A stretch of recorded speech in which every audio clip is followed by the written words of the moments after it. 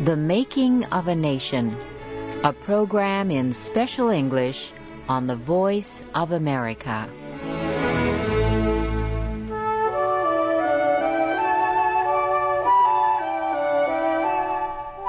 This is Shirley Griffith.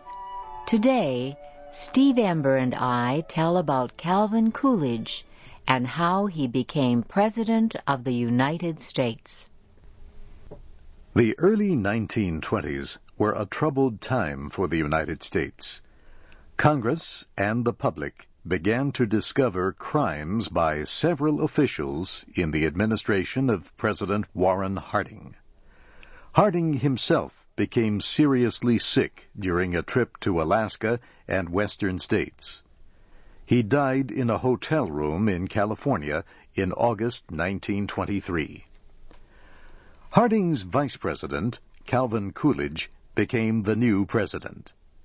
Both men were Republicans. Their policies on issues were much the same. Coolidge, however, was a very different man. He was completely honest. He was the kind of president the country needed to rebuild public trust in the government. Calvin Coolidge was quiet and plain-looking. He was the son of a farmer and political leader from the small northeastern state of Vermont. Young Calvin worked at different jobs to pay for his college education.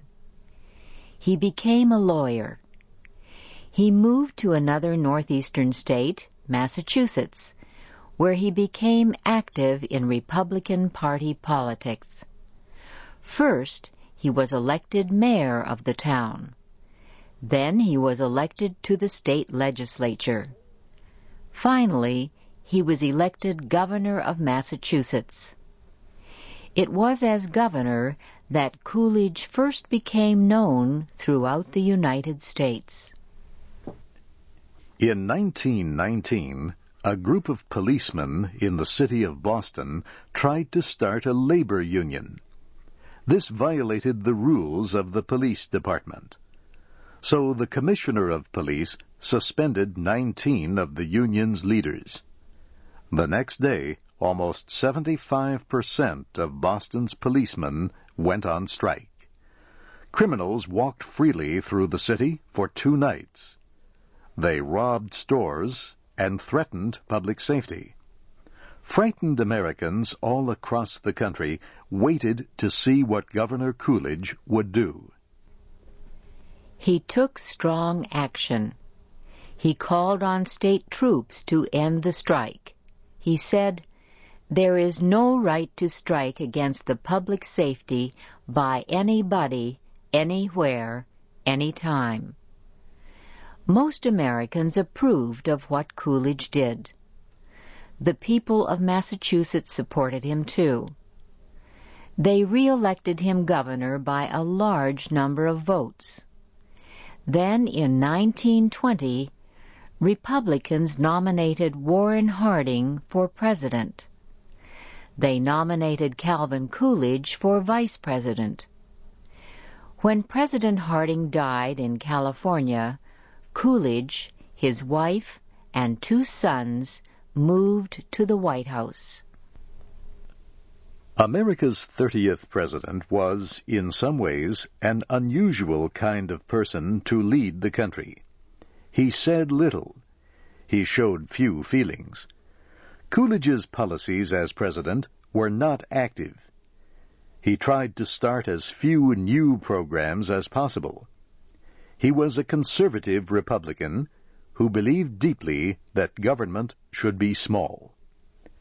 Coolidge expressed his belief this way: if the federal government should go out of existence, most people would not note the difference. And once, he said, 4/5 of our troubles in this life would disappear if we would only sit down and keep still. Coolidge believed that private business, not the federal government, should lead the country to greater wealth and happiness. He continued President Harding's policy of supporting American business both inside the United States and in other countries. The government, under President Coolidge, continued high taxes on imports in an effort to help American companies. Many Americans shared Coolidge's ideas about small government and big business. In the early 1920s, many of them were living better than ever before. At that time, companies were growing larger. The prices of their stocks rose higher and higher. There were lots of jobs, and the wages of many workers increased. Americans agreed with their president that there was little need for government spending and government programs when private industry seemed so strong. The American economy grew in the 1920s for several reasons. The World War had destroyed many factories and businesses in Europe. The United States did not suffer the same destruction. It was still a young country. It had great natural resources, trained workers, and a huge market within its own borders. When peace came, Americans found their economy stronger than any other in the world. Changes in the American market also helped economic growth. Installment buying became popular. In this system, people could buy a product and pay for it over a period of several weeks or months. The total cost was higher because they had to pay interest. But the system made it possible for more people to buy more goods. It also made the idea of borrowing money more acceptable to many Americans. The growing importance of the New York stock markets also helped economic growth in the 1920s. Millions of Americans bought shares of stock in companies that seemed to grow bigger every month. Such investment almost became a national game. People would buy shares of stock, then sell them when the stock rose in value. There were many stories of poor people who became rich overnight by buying the right stocks. The American Congress also helped the economy by lowering income taxes. People had more money to spend on new goods. Another important reason for economic growth was a change in the way American companies were operated. During the 1920s, the idea of manufacturing goods in the most scientific way became very popular. The father of this idea of scientific management was an engineer, Frederick Taylor. Mr. Taylor developed a system to study manufacturing. He studied each machine involved in the process. He studied how much work each person did. He studied how goods moved from one part of a factory to another. Then he offered ideas to business owners about ways to produce goods faster and for less cost. Taylor's ideas of scientific management appealed to business owners. Automobile manufacturer Henry Ford proved that the ideas could work in his new car factory in the state of Michigan. Ford used the assembly line system of production. In this system, each worker did one thing to a product as it moved through the factory. This helped cut prices and increase wages.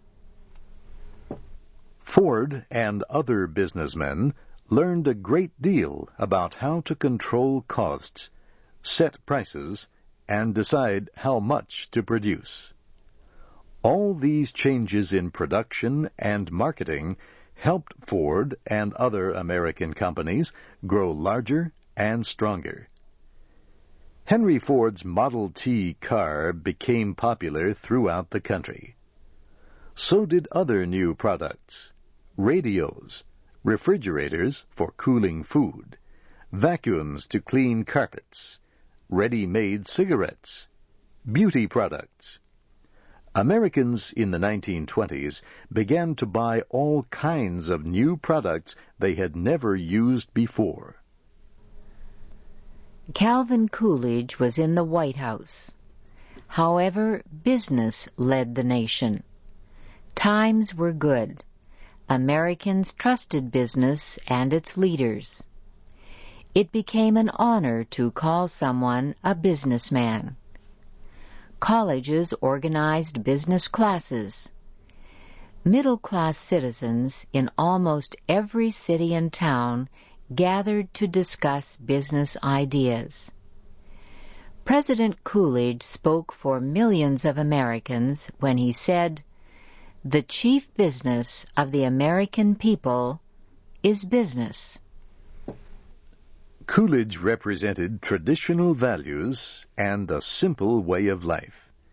He knew exactly how every dollar he earned was saved or spent, and he spent no more money than was necessary. The strange thing was that Coolidge was extremely popular with a public that was spending large amounts of money. Some economic experts warned that the country's quick economic growth would end in economic depression. Most Americans, however, believed that the good times had come to stay.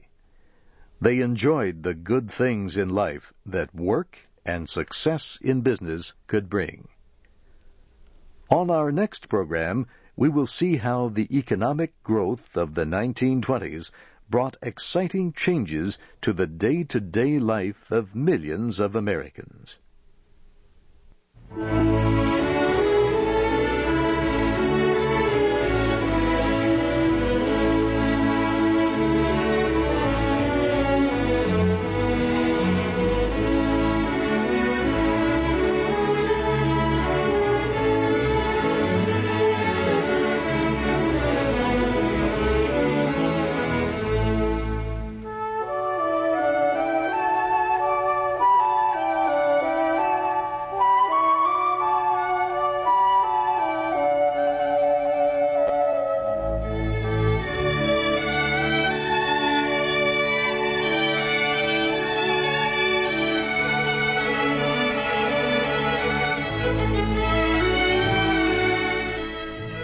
You have been listening to the VOA Special English program, The Making of a Nation.